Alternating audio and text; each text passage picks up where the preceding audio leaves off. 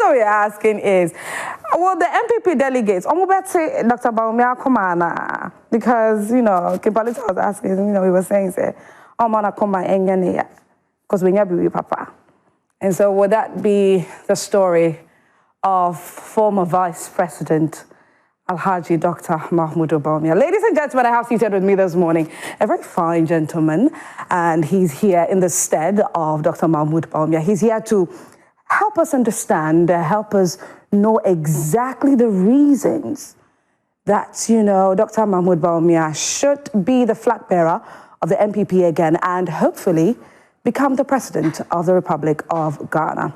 He's no stranger to any of us at all. I mean, yeah. Just about 2 months ago, he said something in relation to the 24-hour economy, and he was really trending that, you know, we are not seeing, he was expecting that the Formula 133, you know, we'll be seeing that something is really going on with some of these public institutions and all of that. But he's not the focus here. It is Dr. Alhaji Mahmoud Bawumia who is the focus. Ladies and gentlemen, I am talking about the recent outgoing MP of Second D constituency, Andrew Egyapa Mercer. Good morning. Morning. How are you? By His grace, I'm good. You're good. I'm doing okay. How is life? How is everything? You know, looking at how busy you are also at the moment with preparations towards the flag bearership. How are things going? Well, it's been a relaxing 7-8 months. Let me first and foremost say good morning to our cherished viewers and those of them who are watching us on your social media. Right. It's been a very relaxing 7-8 months. Okay. Even though I get to do party communication. Yeah. You know, but of course, it's getting to that period of year again where our primaries are coming up. So it's important that we go and engage more with the people, let them understand what the issues are. Right. To help in guiding the decision making.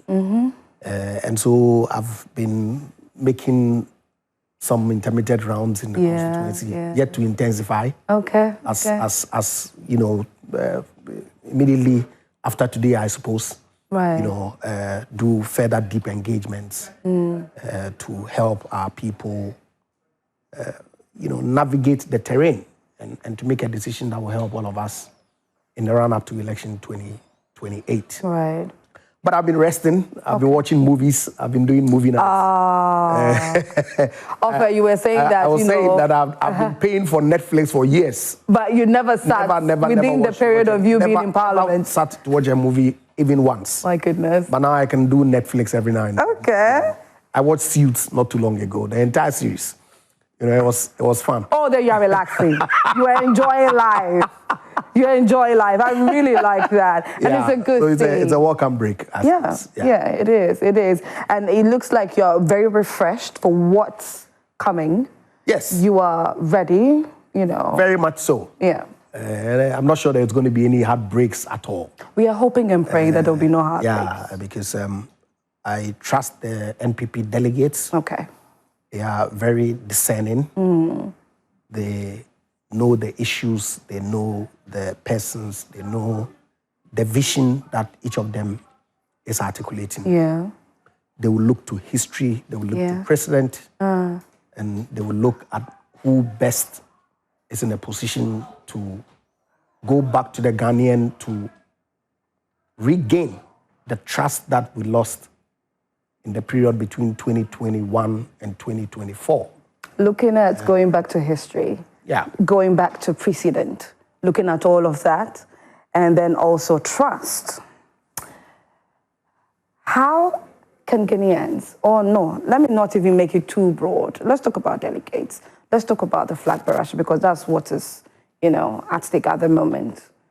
Why should he be trusted again, Dr. Mahmoud Bawumia, to be the flag bearer? Well, because post the election, the party itself took a certain decision. Okay. To go out there and determine the factors that cost us the election. And by and large, the snippets that we've heard from the summary that the General Secretary has provided what we've seen from the Konrad Adnan Foundation research, what we've seen from the Ashanti region research, what we've seen from what the Parliamentary Caucus itself did, what we've seen from what Global Info Analytics have done, it clearly shows that there were a multiplicity of issues that impacted the outcome of the election. Of the elections, right. And that it wasn't necessarily the personality of Dr. Mahmoud Bawumia. We had issues that were external, that had impacted our economy in such a manner that Ghanaians felt disappointed. Whether we're able to carry them along as a party sufficiently enough is a question that we can determine. Okay, we saw issues with government. People were calling for reshuffle. It didn't happen at the time that people were actually, we saw issues relating to delayed project delivery. So the delay in road construction. Agenda 111. And all of that. Okay. And so those are the issues that made Ghanaians vote the way they did in the 2024 election. But then if you say that it didn't have to do with the personality, there were so many promises that were made post-elections. There was so much anticipation from Ghanaians to, knowing where his background, where he's coming from, what we're hoping that he'll be able to do, most especially with the economy. But then it looks like it wasn't delivered in the way that Ghanaians were looking. I don't think so.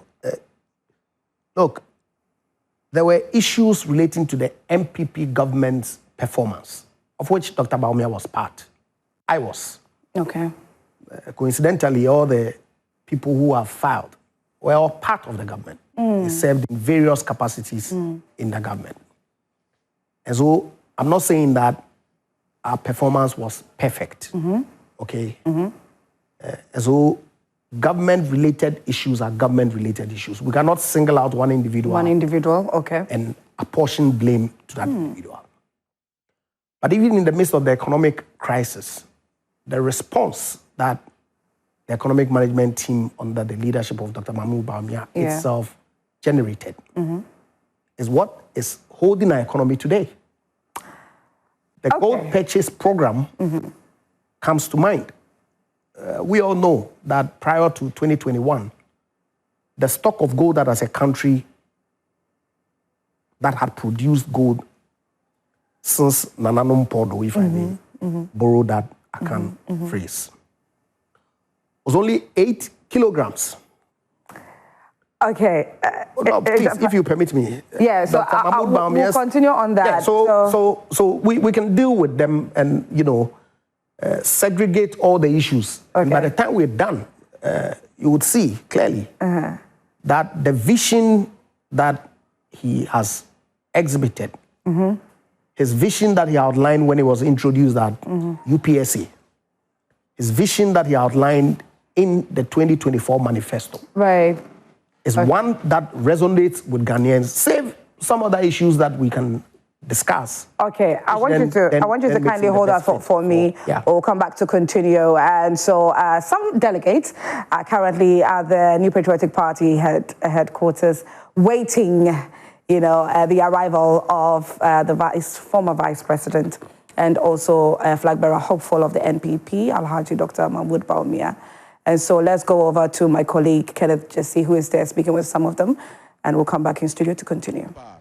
That's your brother mentioned that he is campaigning cleanly. Is there a particular campaign message that he shared that has made you believe that he's the right man to lead the NPP again, despite his defeat last year? Yes, if you know Bawumia, you know that he's a man of integrity. He preaches peace, and he always wants to unite the party base. So with that, Dr. Bawumia is the only candidate you see when he is campaigning. Like my brother said, he doesn't want any of his supporters to talk about ill about any of the other candidates. He always insists, go and campaign for me. Don't insult my opponents. At the end of the day, like he said, we all come together and then we win power for the MPP come 2028. So beyond his integrity and all that, what really is his campaign message? The campaign message is there are numerous. The messages there are numerous. First of all, he preaches peace. Peace is the first, and the second one, he wants unity. He wants the party to unite, and then with the unity, I think we can forge and then fight for the power come 2028. There have been, you have said that he has ideas, but there have been criticism coming that if he had those ideas, he was vice president for 8 years. Why couldn't he implement it? And why do you think that if you vote for him again, he can win and implement those ideas? Very well, thank you. Dr. Bawumia has times and over said he was chosen by Dr. Nana Addo Dankwa Akufo-Addo to help him govern. He did that genuinely. He did that in all honesty. He was the chairman of the Economic Management Team. You are a witness to what he has done for the nation. Tell us, what did he do? His digital transformation of the nation. Today, the sitting government are out there testifying, vindicate. They have testified that his works that he's done in the transformation agenda is helping them. When you talk of the Gold for Oil program, it is helping the nation today. The reserves we left for the current government, it is there for all to see. That is what is helping. And these are only the tidbits of Dr. Bawumia. We want to see the full version of Dr. Bawumia. We want to see him at full vigor. Like he's often said, he was only the driver's mate. But now, he wants to be the leader of the nation and come out with his full ideas to help the nation into the digital age. Okay, thank you, gentlemen. Let me get more from others as well who have come from different parts of the country to support Dr. Mahamudu Bawumia. Can I speak to you, sir? Come and speak to you. Okay. So we have another person here who is clad in NPP colors. Where have you come from? I'm from Tema West. Tema West. You've come all the way to this place to throw your support behind Dr. Bawumia. Why? Why do you think he should lead the party again after that defeat in 2024?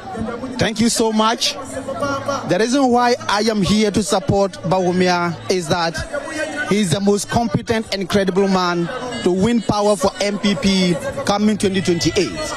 That's the main reason why we are here. But you spoke about the humiliating defeat. It's not a history. If you look at all NPP who lead MPP, like Kufuor, he didn't find it easy. Akufo do the same thing. So we must do the same thing to His Excellency Dr. Mahamudu Bawumia. In fact, we are here to support him 100%. And we will not stop here. And he's not coming to win only the flag bearer. Our ultimate goal is for him to become the next president 2028. And inshallah, he will be the president of Ghana. Thank you very much. Let's get into the crowd and get more from the people, the numerous people who have gathered here to support Dr. Mahamudu Bawumia. There, we've got people from all walks of life. We have older men and women, we have younger people, the youth, everybody is here, and now we want to have a conversation with this woman who is almost always stationed here at the MPP headquarters. Mami, Bipacho, Yamoacheba Joy News. So,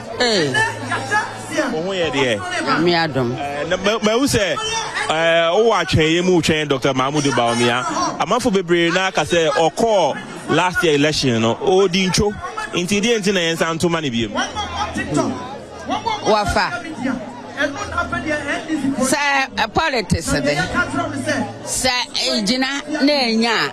Esa so dudu atase. NPP nkwahwa first no dincho afi obenya. If it's an edumapa and a man for butcher, Ledumapa and a man for bottle banaman. I made them Musuma, me a cancel for order. Bawumia, why you be? why you be Anka Santimi, or Bassania? Yeah, that's it, Mami. Well, she's saying that she believes that Dr. Mahmoud Bawumia will emerge victorious this time around. I've cited entertainment analyst and NPP supporter Koka here, but I'm unable to identify him as we speak now because he's gotten missing in the crowd. But really, you have a feel and a sense of what is happening here this morning, and we're still waiting for his arrival. The advertised time was 8 a.m., but he's not here yet. And he's not the only person that's going to be here today. We're also going to have Dr. Osei Educhum, the former education minister, also turn up around 11 a.m. this morning. Let's get more from the people who have gathered here.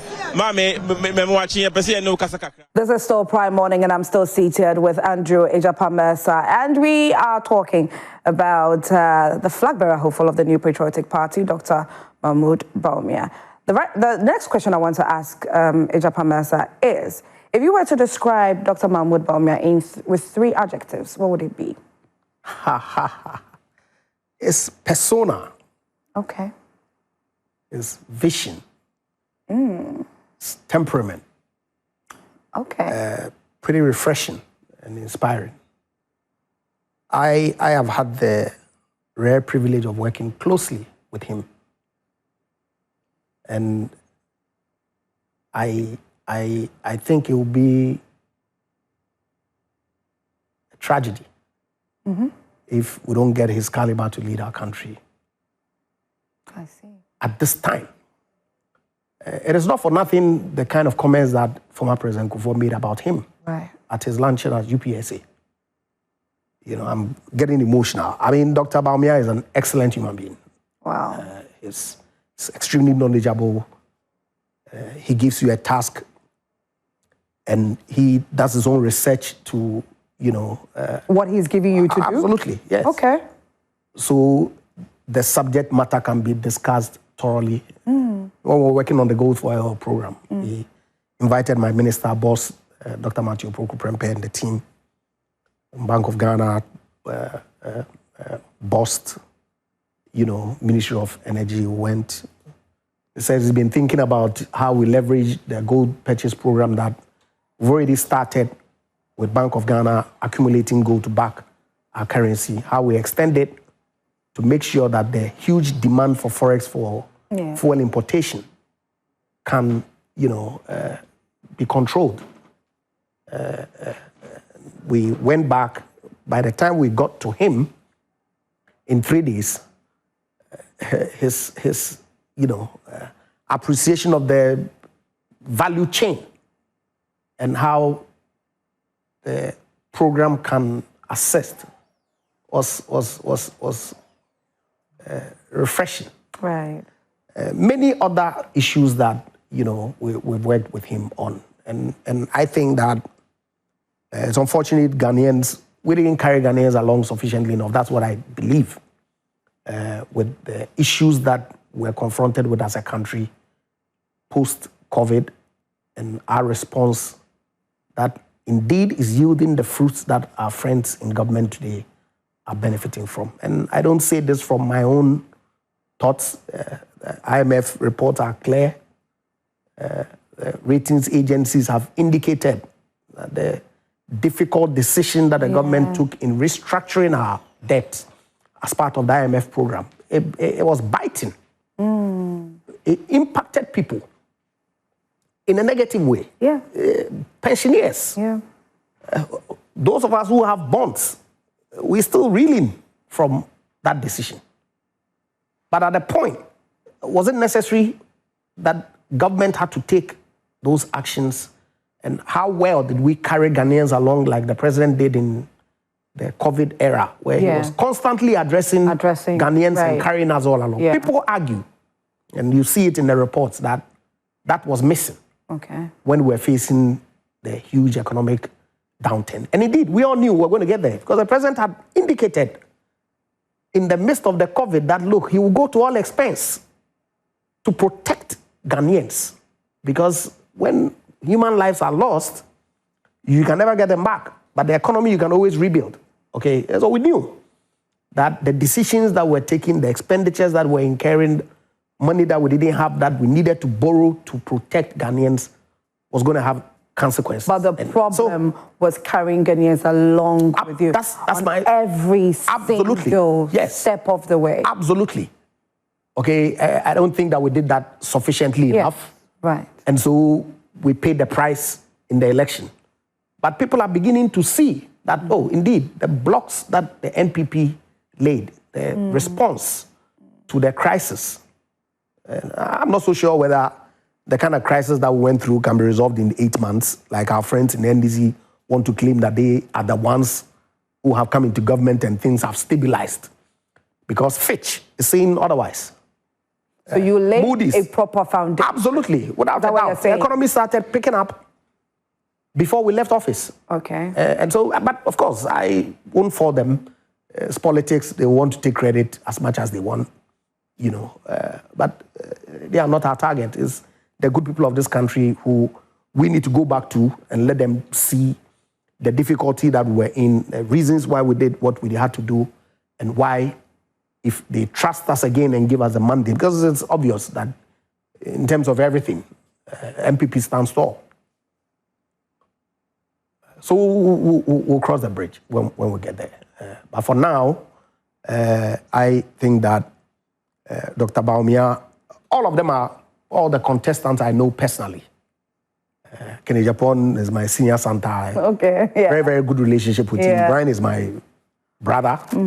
We age mates. You know, we have very common friends. You know, we ourselves have our own, you know, gig that we run on, you know, personal relationship that we run on our own level.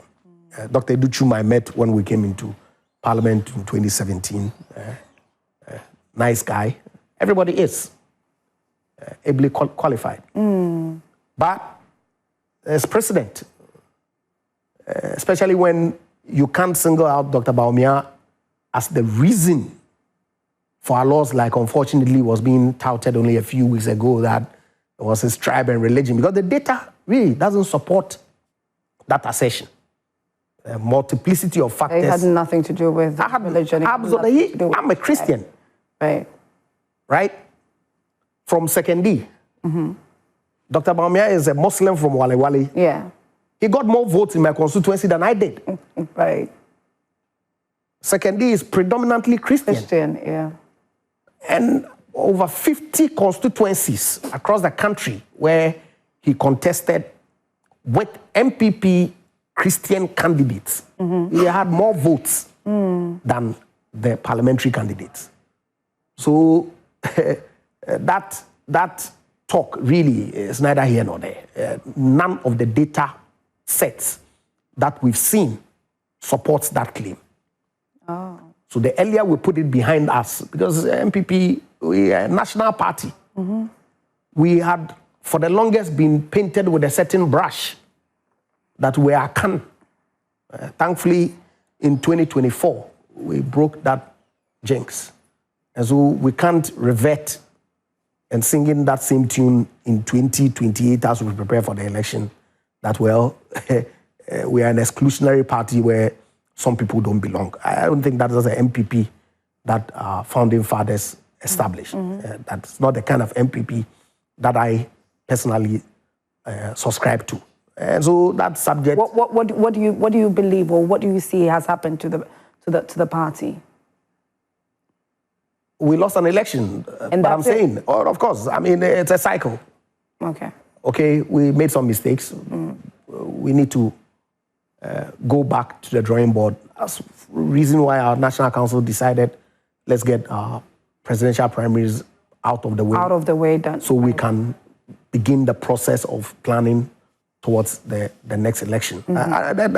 Nothing has happened to the MPP. I'm just saying that there's a certain narrative that is feeding into this presidential primaries, which takes us back to the brush stroke of MPP being an exclusionary party.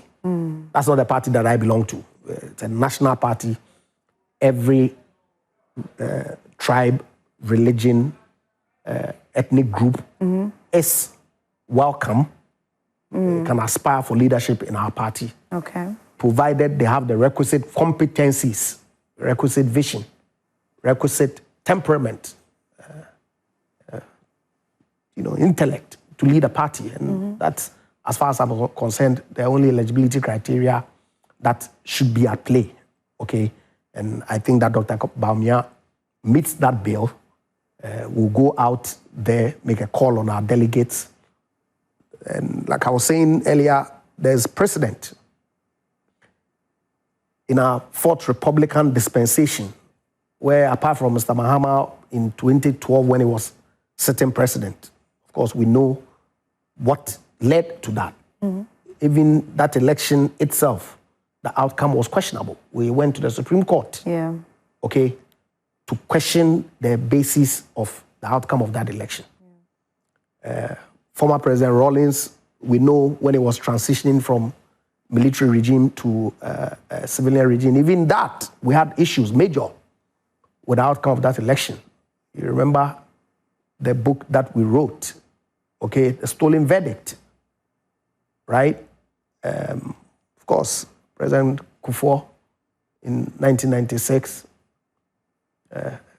he was repeated in 2020 before he won the election.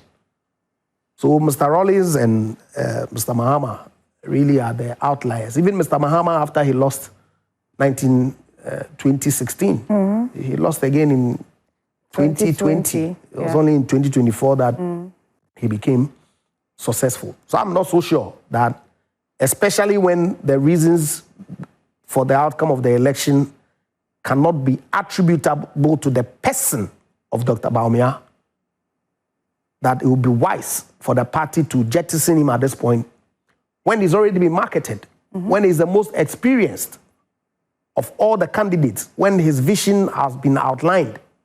So to the Ghanaian, in the first instance, did better in terms of percentage at his first attempt than former President Kufuor of our own tradition, the respected former President Kufuor.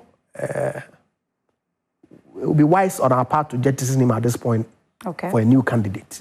So those are the selling points that Dr. Bawumia is going to articulate. We who believe in his vision are going to articulate amongst our party folk. And of course, you can hear the sentiments that people you interviewed, during the course of the show themselves are demonstrating. And I won't be surprised the numbers of people, organic, who have left all that they're doing to come and show solidarity with Dr. Mahmoud Bawumia today. And MPP, we are focused. Like I said, we trust in the judgment of our delegates. They will stick with Dr. Mahmoud Bawumia and allow us a space to go back to the Ghanaian to reclaim the power that we lost in 2024. One of the confusing periods, or one of the, so confusing, not so clear, quite murky periods, was during the campaign when it looks like former Vice President Dr. Mahmoud Bawumia made a U-turn on some of the implementations that were put in place during their regime. And I remember that Neelante van der Poy did say during an interview at some point that if Dr. Bawumia knew that the e-levy, for instance, the e-levy was not supposed to be implemented, why do you then let it happen and then come back and make a U-turn? So he should have resigned. And he's not the only person who has said that Dr. Mahmoud Bawumia at that point should have resigned. You see, well, politicians, we are a strange breed. Right? Okay. Because Neelante, the senior member of the NDC, he's been in government. I don't recall whether he's been a substantive minister of state before, but I believe that he was a deputy minister. And deputy ministers, every now and then, when your ministry or your minister has a paper before cabinet, you get to have the opportunity to sit in cabinet meetings to observe. Okay, you can't contribute unless the president is magnanimous to allow you space. Okay? Yeah. He knows our governance architecture. Even in parliament, when there's a motion on the floor, you cannot always have unanimity. You have opposing views. Okay. But when the decision is taken, it is a collective one. So your personal views notwithstanding, that is the decision that has been taken, and you are bound by it. And so then we'll be having by-elections every week, if his logic is anything to go by. We'll be having resignations in government every other week when cabinet meetings are held. Because cabinet debates, there's a full debate on subject matters. Yeah. It goes to committees first, subcommittees, submit a report. The minister has an opportunity to defend his paper. Members ask questions. Okay. And then His Excellency the President, who wields executive authority, takes a decision. Okay. We know that all these cabinet committees, they are advisory. And so, really, Dr. Bawumia had championed the digital inclusion, right? The mobile money interoperability system that has afforded every Ghanaian an opportunity to have a bank account where you can move funds in between accounts. So if his view was that e-levy was not the way to go, and I supported e-levy. Okay. Went round to the finance minister to hold town hall meetings. Of course, they had issues, right? Parliament, in that financial budget approval cycle, breached the law of this country. Parliament will have consequences. Section 22 of the Public Financial Management Act says that your budget, your appropriations, and all financial related issues that goes to implement the budget ought to be passed by 31st December. Okay. Was e-levy passed by 31st December? And we saw the impact in 2022. We saw it. But you supported You saw the capital flight. But you supported it.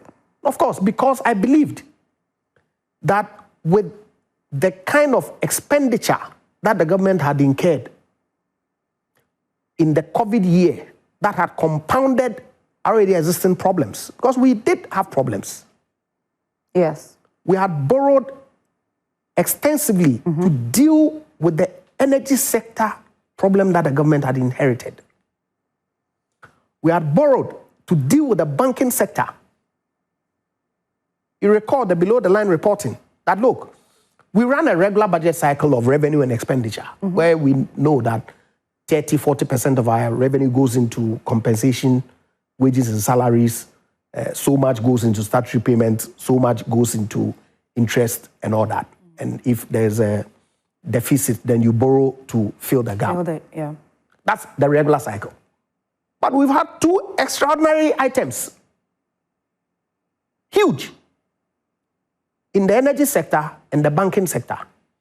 Yes, we have to deal with it. You can't push it under the carpet, because otherwise then banks were going to collapse, people were going to lose their jobs, Ghanaians were going to lose their deposits. It was important that you find the resource to deal with it. In fact, even this year's budget, the finance minister was looking for additional funds to continue that banking sector issues, because they are still lingering. Bits and pieces here and there, right? Then you have a pandemic that affects the entire world.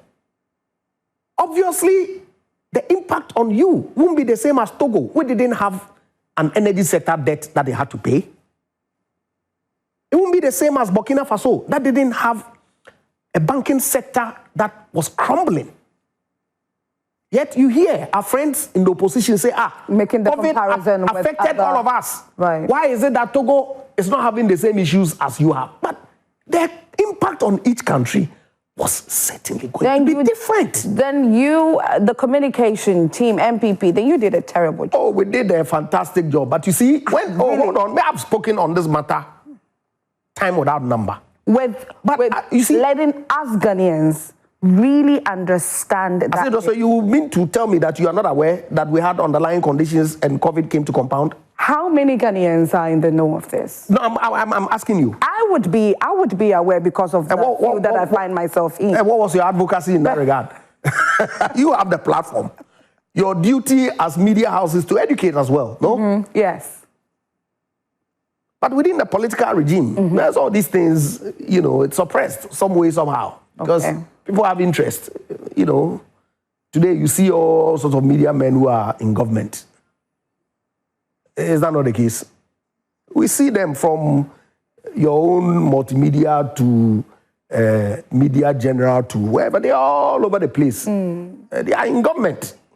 But that's a subject for another day. Oh, right. So I'm saying that in the midst of all that, where your total obligations separate from what you regularly incur on a year-by-year basis that you have passed a Fiscal Responsibility Act to enable you control, right? What's staring you in the face? Okay. You have to deal with it. Then you say, okay, your alternative really is to go to IMF. But when you go, you know the conditions. Cut expenditure, raise revenue is the major prescription that the IMF would, the 17 or so odd times or 16 odd times that we had gone in the past, prescribed. So let's do it on our own. Let's burden share. I remember this phrase so well that Mr. Oforiatta was touting.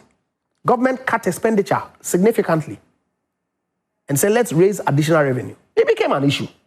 Right. We've borne the consequences. I'm saying that maybe we didn't carry Ghanaians along sufficiently enough. Right. But we have the opportunity today for us to all look back and examine the issue, because today, Mr. Mahama and his party people are in government. The kinds of things that they said to get power, they've said it. They've won the power. Now they are in government. Yes. They have to deliver. Yes. Now we have the opportunity to go back and say, hey, look, guys, these are the issues. It's not as if to say we mismanaged the economy like we are being described. These were the facts. These were the challenges that we're facing as a country. How we got there is this. Importantly, what was our solution to deal with those problems? And we'll outline them. Then the good people of this country would say, oh, is that so? We know you. We believed in you. We trusted you. Maybe you didn't carry us along sufficiently enough. Let's give you another chance, because we know what it is that you can do. I wonder how enough that would be when the good people of Ghana are enjoying or are beginning to be quite okay with how things are beginning to look with the new regime.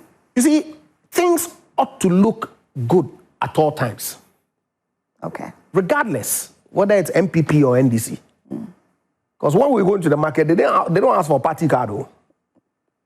Nobody asks for party card when you are going to supermarket to go and do shopping. Yeah. So things ought to be good. Okay. Right? But I'm saying that how things have become good today was based on some foundation. Your ratings agencies that have regraded the economy in a positive light tell you that the reason why we are regrading you positively is because of the debt exchange and the restructuring of your finances that you did. Was it the NDC who did that? So 8 months of David was it the NDC? Is too good to be true. What? Things, 8 months of the NDC being in power. I don't know whether you're a student of economics. Yesterday I was asking somebody, was it this morning I was speaking on a media house in Takrady, I believe. How is it that the problems that we encountered in 2021 can be resolved in 8 months? Okay. How? Inflation rose post the invasion of Ukraine, which led to a significant jump in freight costs. We also on CNN, even almighty America, there were shortages of basic goods on supermarket shelves. And it actually lasted for a while. Thank you. But did it last forever? No. It eased. Freight costs came down. You are an import-dependent economy. You are working on industrialization. It's not an event. It will take time for all the policies that you've outlined in the 1D, 1F and all that to take full shape. Okay. It will take years. Okay. Today we are being told that the 24-hour economy Formula 133, they've launched a document that is early days. Yes. Amalgamation of your previous development plans, including Ghana Beyond Aid. They've put it all together and edited, changed words here and there, and have launched. But it's okay. I'm saying that all these, right, were things that the government had to deal with. So we saw inflation that had peaked to 54, trending downwards to the point that by the time we were handing over, it was in the mid-20s. Today, it's 14 or 15 or thereabout. I wish that it comes down. Okay. Why not? I go to the market too. Yes. I wish it comes down. Everybody, regardless, would be affected. Precisely. I don't have any difficulty at all. But I cannot for the life of me understand why anybody would tell me that it's because of some magic that they've done in 8 months that has gotten us there. Because it's not true. It's as simple as that. It's work that was started in response to the crisis that we had gone in, that has progressively gotten to this point. It is the decision to back our currency with gold that is enabling the Ministry of Finance and the Bank of Ghana to have $5.4 billion in reserves that is growing. Yes, good. Why not? That they can use some to artificially support the city, for the bank, the government to be cautioned by the IMF to be cautious. Okay. So really, you've seen the notices that the Bank of Ghana is issuing in the past week? Right. You've seen them? So... No, I want to know. You've seen the notices. What is accounting for it? Because they know that they cannot continue to artificially manage the city. The city is always supposed to be determined by the forces of demand and supply. They're not paying suppliers. They're not paying people who've done government contracts for 8 months. So you have that kind of situation. Okay. But I'm saying that if that's how they think that the economy has to be managed, all well and good. We will see the consequences going forward. And Ghanaians will take a decision whether they ought to trust them or not. But by and large, if it goes well, why not? I'm not the type who will do politics with everything to say that the government should fail for Ghanaians to suffer so NPP can have opportunity to come to power. No, certainly not. That's not what we believe in. That certainly is not what Dr. Mahmoud Bawumia believes in. Okay, all right. So let's move to the NPP flag bearership, and beyond the nominations, the filing and officially, tendering it in that, yes, I'm doing this. What's the plan? Well, the party had indicated that all campaign should await the outcome of the by-election that is coming up in Akutia. But then again, because of the January timeline that we've set, these administrative things ought to be done before September. So the nominations were opened, I believe, early part of August. It's closing, I believe, today or tomorrow. Yeah. After that, they will go through the administrative process of vetting, balloting. By the time all that is done, will be done with Akutia. Hopefully, the good people of Akutia would vote for the NPP candidate to stand in the stead of our brother who lost his life. And the action will start. Okay. I'm only praying that it will be civil, it will be issue-based. I can speak for Dr. Bawumia that is exactly what he intends to do. He's going to outline why it is that he is the best placed person to lead our party into election 2028. You know, I was telling you something that NDC's Hamza Suhuyini did make a statement in an interview where he said that undoubtedly Dr. Mahmoud Bawumia stands tall amongst the other candidates, and so the delegates would definitely give him the mandate to lead the party. But as to whether he's the one to lead the country, he's unsure. But what do you expect my good friend Hamza to say? It's NDC. From where I sit, their biggest fear is Dr. Bawumia. Is it? That's their biggest... Look. But he's okay with everything that winning and becoming the flag bearer. All the things that they want to say about him, they've already said it. Okay. All the things that they want to say, they've said it. What are they going to say again in 2028? Ghanaians know him. Okay. Now he's not in government. They will have the opportunity to tell his story. Right. Without any pressure. Without any recurring issues that will take his time off telling his story.